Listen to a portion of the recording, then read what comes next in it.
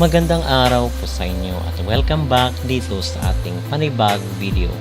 Mga kapolitika, atin pong bibigyan ng part 2 yung ating napag-usapan sa ating mga naunang video, yung pangbabash pa rin dito kay Fatima Bush sa mundo ng social media, most especially doon sa sa page ng Miss Universe, dahil doon sa majority ng mga nag-react sa post ni Fatima ay naka-laughing emoji pa rin. So, ang sabi ng ating mga Filipino netizen dito sa social media ay baka daw sa mga susunod na edisyon ng Miss Universe ay pag-initan daw yung Pilipinas. So, magbibigay tayo ng ating reaksyon at ng ating kuro-kuro ng ating discussion sa usaping ito patungkol pa rin sa pangbabash dito kay Fatima Bush. Pero bago ang lahat, huwag kalimutang mag-like at mag-subscribe na rin kayo para updated kayo sa ating mga latest issue. So mga kapolitika, may mga nagsasabi po na baka daw ang susunod na ipapadala ng Pilipinas sa Miss Universe ay maging collateral damage dito pagkatapos na mabash nga ng todo-todo talaga itong si Fatima Bush dito sa page ng Miss Universe. So doon sa kanyang post kasi yung nintroduce na yung kanyang sarili, di ba? Pagpapakilala ng kanyang sarili ay umabot ng hundreds of thousands yung reactions. So super majority mga kapolitika ay yung laughing emojis. So nasa 117,000 reaction, 81.7 yung naka 81.7k yung naka laughing emoji. Samantala yung heart naman is nasa 24.7k lang. And then yung likes is 9.6k, then 490 yung care na emoji. So ang sabi nga doon ng mga Mexican Latinos mga kapolitika, isananawagan sila doon sa kailang mga kabayan, mga kapwa Latinos na suportahan daw, i-flood daw ng mga heart reactions yung yung mga post ni Fatima doon sa Miss Universe page para daw matabunan yung mga yung mga hateful na mga comments, mga reaction. So yun yung panawagan ng mga Mexican Latinos sa mga kababayan nila, pero hindi pa rin talaga nadadala at walang convincing power yung kailang panawagan dahil unlike sa Pilipinas na pag sinabi natin na i-like yung post, i-like yung picture, yung video, ay talagang nagbabayanihan tayo. So in contrast dito kay Fatima, dahil hindi kumbinsido na i-like kasi nakita naman natin yung reaction, di ba, yung umattend yung libo-libong katao doon sa kanyang parade, homecoming parade ni Fatima Bush. Pero bakit hindi nagre-reflect dito sa sa post ni Fatima? So yun yung nakakapagdalawang isip mga kapolitika kung bakit mainit naman yung pagtanggap ng kanyang bansa pero walang convincing power na i-suportahan yung kanyang mga post dito sa page ng Miss Universe.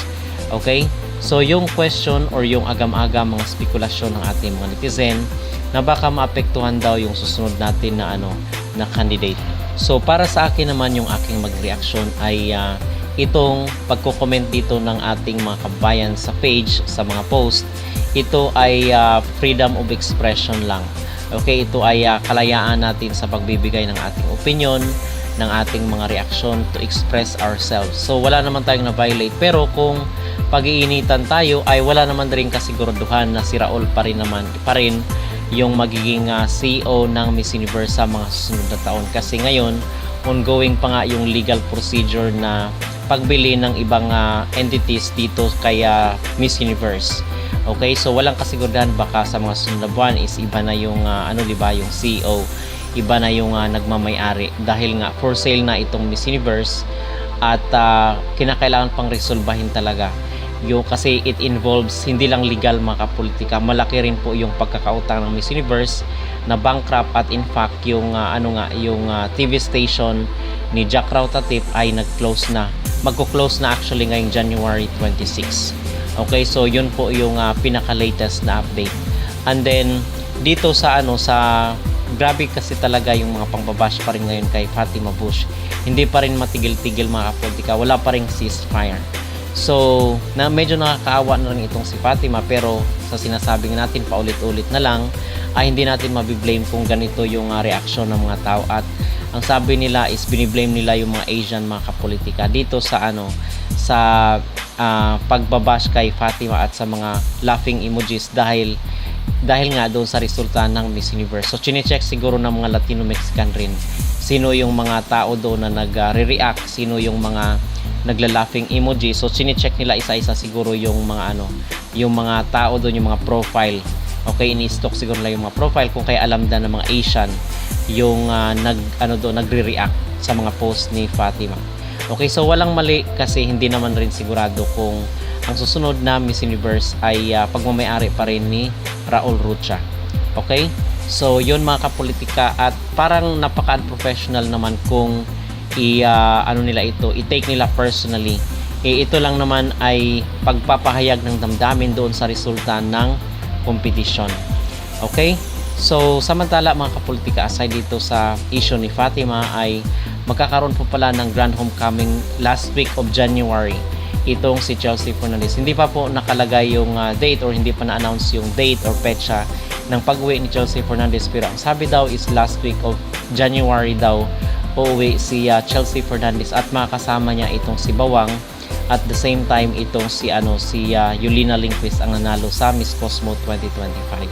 So baka mauna muna itong si Chelsea para hindi siya maagawan ng limelight ng nanalo, and then susunod daw itong si Yulina Lingquist according dito sa report ng mga vlogger sa social media. So far mga kapolitika, yun po ang ating mga pinaka-latest na update, mga sariwang kaganapan dito sa mundo ng beauty contest. So ano po ang inyong maging reaksyon dito sa sinasabi nila na baka daw maapektuhan yung susunod natin na kandidata na ipapadala sa Miss Universe, most especially pag si Raul pa rin yung yung honor. So sa tingin ko mga kapolitika, pag si Raul pa rin yung honor sa mga susunod na edisyon ng Miss Universe, may chance talaga na maapektuhan ang ating candidate. Pero sana naman is hindi na siya yung nagmamayari or CEO ng Miss Universe para maiba naman ang sirkulasyon ng beauty competition na ito. So sa tingin nyo ba maapektuhan ang susunod na kandidata ng Pilipinas dahil sa pangbabash ng mga Filipino netizen kay Fatima dito sa social media? Mag-comment down below at huwag kalimutang mag-like at mag-subscribe na rin kayo para updated kayo sa ating mga latest issue. Nassau International General Hospital is honored to warmly welcome the top 2 Miss Cosmo 2025. Đến hai bạn có những cái dự án về cộng đồng mình cũng muốn chia sẻ với Bệnh viện Nam Sài Gòn để có thể cùng với Nam Sài Gòn nhận được những cái sự đồng hành cũng như là động viên, cũng như là đóng góp những cái lan tỏa giá trị cho cộng đồng hơn. I actually have 3 different advocacies. The first one being Courage Over Cancer. It is based on my family's own journey with cancer. 2.5 years, it's been my mission to raise awareness, raise funds, support families, and support victims of cancer, to be the generation to find a cure and end cancer, ultimately. That is, of course, the goal.